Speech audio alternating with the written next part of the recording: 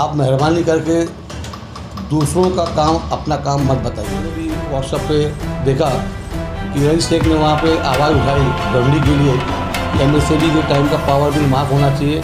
ऐसा वहाँ कुछ नहीं है। रईस शेख को तो वहाँ अंदर जाने के लिए भी इजाज़त की, बहुत रिक्वेस्ट की कि भाई मैं आमदार हूँ, मुझे कम से कम बैठने की जगह दी। हमारा पश्चिम का जो एमएलए है दूसरा भोला है, रईस शेख काम कुछ नहीं कर रहे, आप खाली मोदी से ज़्यादा खतरनाक फेंक रहे हैं। मोदी जी का मुकाबला अगर रईस शेख से किया जाए, रईस शेख जीते नहीं मजा रहे।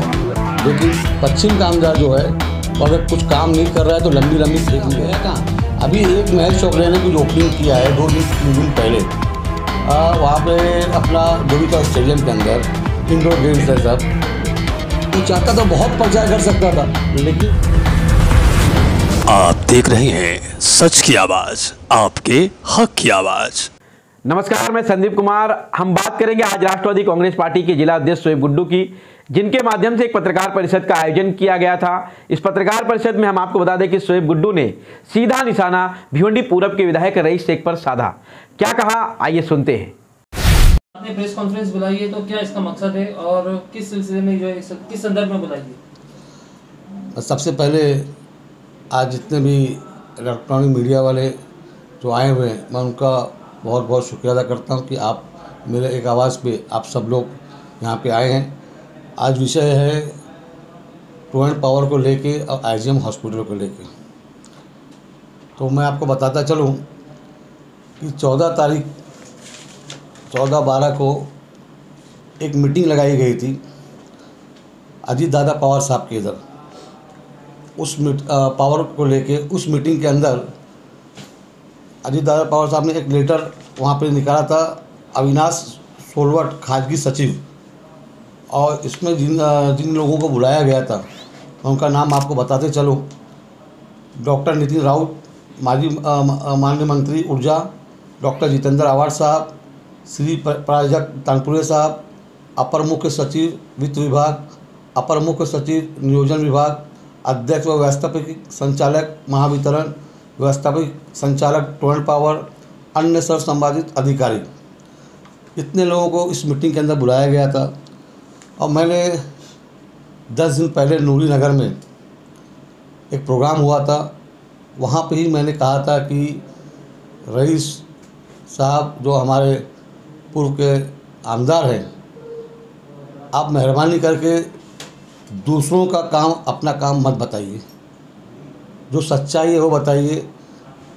तो इस मरतबा भी मुझे जनता को बताना इसलिए बहुत ज़रूरी है कि इस मीटिंग के अंदर उनको बुलाया नहीं गया था। ये आप लोगों के कैमरा के माध्यम में जनता को बताना चाहूँगा कि आप लोग ये देख लीजिए, रईस शेख को कहीं भी इस मीटिंग में बुलाया नहीं गया है। और मीटिंग ख़त्म होने के बाद उन्होंने ये बताया कि उनका फ़ोटो और न्यूज़ चलने लगी।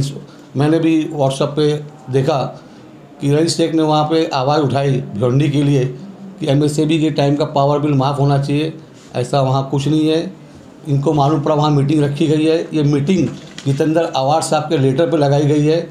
ये मीटिंग मुमरा, कलवा, कौसा व सिर वहाँ की लगाई गई थी, लेकिन वहाँ पर जितेंद्र आवाड़ साहब ने खाली मुमरा के लिए नहीं, भिवंडी के ताल्लुक से भी उन्होंने आवाज़ उठाई और उसमें उन्होंने ये मांगनी की कि जो भी एमएसएबी की टाइम का बिल बाकी है वो माफ़ किया जाए, ब्याज माफ़ किया जाए।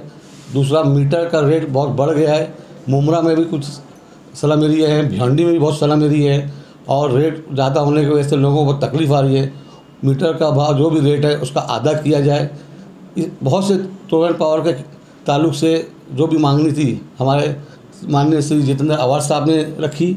रईस शेख को तो वहाँ अंदर जाने के लिए भी इजाज़त नहीं थी। आधा घंटा वो बाहर खड़े थे, जो मुझे मालूमात मिली है। बहुत रिक्वेस्ट किया कि भाई मैं आमदार हूँ, मुझे कम से कम बैठने की जगह दी जाए। तो उनको बुलाया गया, तो वहाँ आवाड़ साहब के बाजू में जगह थी, वहाँ वो बैठे। वो फ़ोटो खींच के और फ़ोटो पूरा चलाना चालू किए। वही जो उनकी पुरानी आदत है, फ़ोटो निकालना और चलाना, वो सुधरने वाले नहीं हैं। तो ये जो मांगनी की है आवाड़ साहब के तरफ से मांगनी गई है, उनके लेटर पे ये, उनके बोलने पे ये मीटिंग लगाई गई है। ये मैं आप लोगों को चैनल के माध्यम से जनता को बताना चाहता हूँ। और बहुत जल्द इंशाअल्लाह एक खुशखबरी इस शहर के लिए आने वाली है और राष्ट्रवादी पार्टी के अंदर बहुत मेहनत कर रही है, कोशिश कर रही है। आईजीएम को लेकर क्या कहेंगे? आईजीएम को भी लेकर तरह तरह की बातें जो रईस शेख के माध्यम से की जा रही है कि उन्होंने भी जो मंत्री हैं, आरोग्य मंत्री, उनसे मुलाकात की, इसके पीछे क्या? देखिए, मैं जब अध्यक्ष बना था उसके 15 दिन बाद हमारे जितेंद्र अवार साहब महानगर पालिका में आए थे, नगर सेवक कमिश्नर से मीटिंग ली थी। उस वक्त मैंने आईजीएम हॉस्पिटल के बारे में आवाज़ उठाया था और उसी दिन उन्होंने कह के गया था कि बहुत जल्द आईजीएम हॉस्पिटल का हम लोग जो भी मामला है काम करेंगे, सल्टाने काम करेंगे। लेकिन कुछ कारण से थोड़ा लेट हुआ। अभी ऑफिस की हमारी जब ये ओपनिंग हुई, राष्ट्रवादी ऑफिस की ओपनिंग, तो मीडिया वालों ने भी ये सवाल किया कि आपने आईजीएम हॉस्पिटल के बारे में कहा था। तो उन्होंने यहाँ सबके मीडिया के मार्फत सबको संदेश दिया था कि बहुत जल्द राजेश टोपे जी को मैं, जो हमारे हेल्थ मिनिस्टर हैं, आईजीएम का दौरा कराएंगे। तो आपको बताता चलो, एक हफ्ता पहले जितेंद्र अवार साहब के साथ हमारी मीटिंग हुई तो उन्होंने मुझे कुछ साथ में लेकर राजेश टोपे जी की तरफ गए और उन्होंने कहा कि भाई मैं 2-3 दौरा किया हूँ भिवंडी के अंदर। सबसे बड़ा मसला आईजीएम हॉस्पिटल को लेकर, स्लम एरिया है, मजदूरों का एरिया है, वहाँ हर चीज़ की समस्या है, वहाँ आप ध्यान नहीं दे रहे हैं, बहुत ज़्यादा वहाँ लोगों को नाराज़गी है। तो वहाँ पे राजेश टोपे जी ने कहा ठीक है, मुझे थोड़ी सी कुछ मालूमात है वहाँ के बारे में, मैं बहुत, आप क्या चाहते हैं? तो हमने यही मांगनी की। अवार साहब ने कहा कि आपको हमारे साथ पहले चल के वहाँ का दौरा करना है, तो आपको समझ में आएगा क्या सच्चाई है क्या नहीं है, आपको यहाँ पे पूरी बातें बताई नहीं जाती है। तो उन्होंने कहा ठीक है, ये अधिवेशन है, ये ख़त्म होता है, अवार साहब मैं आपके साथ खुद चलता हूँ और शोएब भाई आपके साथ हम आते हैं, आईजीएम का दौरा करके जो भी वहाँ का मामला आता है मैं खुद प्रेस कॉन्फ्रेंस लूँगा और आह्वान करूँगा। लेकिन फिर इसके अंदर अभी 2-3 दिन से अभी तक के खामोश थे रईस शेख साहब। फिर आमदार रईस शेख साहब 2-3 दिन पहले उन्होंने सोशल मीडिया के थ्रू डाला है कि वो राजेश टोपे जी से मिल के आए और आईजीएम की समस्या बात करके आए। वो तो जब से आमदार बने जब से यही बात बोले, मिल के आए, बात कर रहे। अब काम करने हम जा रहे हैं, अब उनको मालूम पड़ चुका है कि हम उनका दौरा यहाँ करवाने वाले हैं, बहुत जल्द वो आने वाले और आईजीएम का कोई ना कोई मामला इंशाल्लाह हल होएगा। तो खाली क्रेडिट लेने के लिए वो हर जगह पहुँच जाते हैं और ये उनको अपनी स्टाइल चेंज करना पड़ेगा, नहीं तो इनको आने वाले वक्त में बहुत तकलीफ उठाना पड़ेगा और जनता इनको छोड़ेगी नहीं। पश्चिम के विधायक को लेकर क्या कहना चाहिए? पश्चिम के विधायक जिस तरह से पूरा भिवंडी शहर में 2 विधायक हैं, विधायक देखा जाए तो एक दूसरे टर्म के, एक पहले टर्म के, काम के बारे में क्या कहना चाहेंगे? क्या वाकई काम हो रहा है भिवंडी शहर में विधायकों के माध्यम से? क्योंकि पश्चिम में भी एक विधायक है, क्या उनका भी काम नहीं है? वो भी क्या? देखिए, मेरे तक कुछ बातें आई, मुझे किसी ने कहा कि शोएब भाई खाली रईस शेख के बारे में बोला जा रहा है, पश्चिम के विधायक के बारे में बोला क्यों नहीं जाता? तो मैंने एक चीज़ ये कहा कि हमारा पश्चिम का जो एमएलए है बेचारा भोला है, रईस शेख जैसा चैप्टर नहीं है, वो दूसरे के बेटे को अपना बेटा नहीं बोलता है। इनकी आदत हो गई है दूसरे के बेटे को अपना बेटा बोलने की। तो ये जो रईस शेख फेंकते हैं, इतना फेंकाड़ू है, तो उनके बारे में हमको बताना पड़ा कि भाई अगर इतना फेंके होते और काम हुआ होता तो हम रईस शेख के बारे में भी नहीं बोलते। रईस शेख काम कुछ नहीं कर रहे, अब खाली मोदी से ज़्यादा खतरनाक फेंक रहे हैं। मोदी जी का मुकाबला अगर रईस शेख से किया जाए, रईस शेख जीते, मेरी नज़र में जीत गए। तो इसलिए रईस शेख के बारे में बोला जा रहा है कि वो जनता को गुमराह कर रहे हैं और माइनॉरिटी के नाम पे जो यही बोला जाता है माइनॉरिटी एक ही एमएलए उनके बारे में बोला जाता है, ऐसा नहीं है। हमारे लिए चाहे माइनॉरिटी का हो चाहे कोई भी धर्म का हो, आमदार आमदार है। लेकिन पश्चिम का आमदार जो है वो अगर कुछ काम नहीं कर रहा है तो लंबी लंबी फेंक नहीं रहा है कि हाँ मैं ये कर दिया, मैंने वो कर दिया, मैंने ये कर दिया। अब एक बात बताऊँ आपको, पश्चिम के अंदर हमारा आता है एसटी स्टैंड, उसका रईस शेख से क्या लेना देना पश्चिम से? उसको ये भी नहीं मालूम मेरी हद क्या है। अब बोलता 50 लाख रुपया मैंने निधि दिया, और एसटी स्टैंड की हालत जाके देखो, वो 50 लाख रुपया दिया कहाँ, गया कहाँ? अभी एक महेश चौकड़िया ने कुछ ओपनिंग किया है 2-3 दिन पहले, वहाँ पे अपना दोबिता स्टेडियम के अंदर इंडोर गेम्स है सब, उसके अंदर कबड्डी है, उसके अंदर वॉलीबॉल है, उसके अंदर फुटबॉल है। वो चाहता तो बहुत प्रचार कर सकता था, लेकिन उसने किया काम, अपनी निधि दिया, उसको जितना उसको करना था किया, लेकिन फेंक तो नहीं रहा लंबी लंबी। ये फ़र्क है दोनों में। वैसे उनका पश्चिम का आमदार का भी कोई परफॉर्मेंस अच्छा नहीं है, 5 साल पहले का और ये 2 साल मिला कर देखा जाए उन्होंने कोई काम नहीं किया है। लेकिन अगर जिस दिन वो भी लंबी लंबी देंगे तो उनको भी हम लंबी लंबी हम भी बताएंगे क्या देने का। शोएब भाई, जिस तरह से आपने मीटिंग में बताया कि मीटिंग में उनको बुलाया नहीं गया था, तो वो हो सकता है कि कोई और मीटिंग में गए होंगे रईस शेख और ये मीटिंग नहीं होगी, ये भी तो हो सकता है ना कि उनकी कोई और मीटिंग होगी जिनके बारे में बात कर रहे हैं। देखिए, ये जो मीटिंग है ये ऑफिशियल मीटिंग बुलाई गई है और जिनका नाम लिखा रहता है सिर्फ उनको ही अंदर एंट्री होती है। मैं भी इतने सादे सियासत में हूँ, मुझे मालूम है। ये अब कहाँ गए थे क्या नहीं गए, इनको कहीं से मालूम पड़ा कि वहाँ मीटिंग लगाई गई है तो ये पहुँच गया कि कहीं कहीं जितेंद्र अवार्ड ना ले जाए। ये अपना चुपचाप वहाँ गए थे मीटिंग में, क्योंकि वहाँ अवार्ड साहब के पीए उनसे हम लोग मालूमात लिए, वहाँ थे। फ़ोटो जो है वो निकाला उन्होंने बराबर, तो फ़ोटो अगर जब उतना निकाल सकते हैं तो बोलते खड़े वक्त या बोलते वक्त वो भी सब फ़ोटो निकाल सकते थे ना। ये क्यों बोले मैंने मांगनी किया, तुम ये बोले हाँ मैं वहाँ पे मौजूद था जब ये मांगनी हुई। फ़र्क है दोनों चीज़ें बोलने में। जिस तरह से आपने कहा कि जितेंद्र अवार्ड साहब के माध्यम से वो मीटिंग लगाई गई थी, तो क्या भिवंडी शहर में अवार्ड साहब का, यानी हम कह सकते हैं एक मंत्री का फोकस है, तो क्या शहर में बदलाव वाकई होने वाला कि ये राजनीतिक स्टैंड है, क्योंकि आगे देखा जाएगा हमें चुनाव भी नजदीक है। अच्छा एक बात बताइए, अभी हम लोग कुछ करते हैं तो आप लोग काम करने को बोलते राजनीतिक स्टैंड है। मोदी जी कितना काम किए, कुछ काम करते हैं क्या वो? राजनीतिक स्टैंड वो बीजेपी करती है, राष्ट्रवादी नहीं करती है। यहाँ पे अवार्ड साहब को इंटरेस्ट है, उनको यहाँ के इनका अगर दर्द समझ में आया है, माइनॉरिटी का शहर है, उनके बाजू में ही है, मुमरा के बाजू में, और उनको इसलिए जो हमदर्दी है कि मुमरा और भिवंडी जुड़ा हुआ है और एक दूसरे की रिश्तेदारी बहुत है, तो वहाँ पे उनके रिश्तेदार लोग उनके बोलते हैं भिवंडी पे भी ध्यान दो, तो भिवंडी में वो इंटरेस्ट लिए और ये कोई राजनीतिक स्टैंड इंशाल्लाह कुछ ना कुछ रिजल्ट आपको मिलेगा, ये मैं आपको विश्वास दिलाता हूँ। टोरेंट की ज्यादती और आईजीएम का भ्रष्टाचार कब खत्म होगा भिवंडी के अंदर?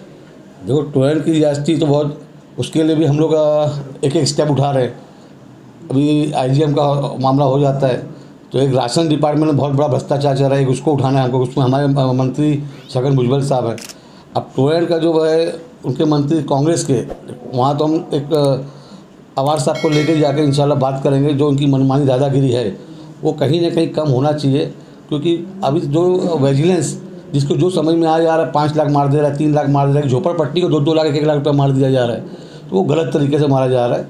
तो कुछ ना कुछ उसका बहुत जल्द उसका भी इंशाल्लाह रिजल्ट मिलेगा आपको। और आईजीएम को मैंने आपसे कहा रिविजन के बाद मंत्री जी खुद आ रहे हैं, तो आप लोग सब वहाँ पे रहेंगे ही, आप उनसे सवाल करिए भाई पब्लिक ये इलेक्शन स्टैंड है कि खाली क्या है, उसमें आप लोग पूछ लीजिए। कुछ से देखा जाए भिवंडी शहर में टोरेंट पावर कंपनी को लेकर सभी पार्टी के नेता थे, लेकिन कहीं न कहीं आज पिछले 1 महीने से देखा जा रहा है कि टोरेंट पावर को लेकर एक मंत्री काफी इंटरेस्ट ले रहे हैं।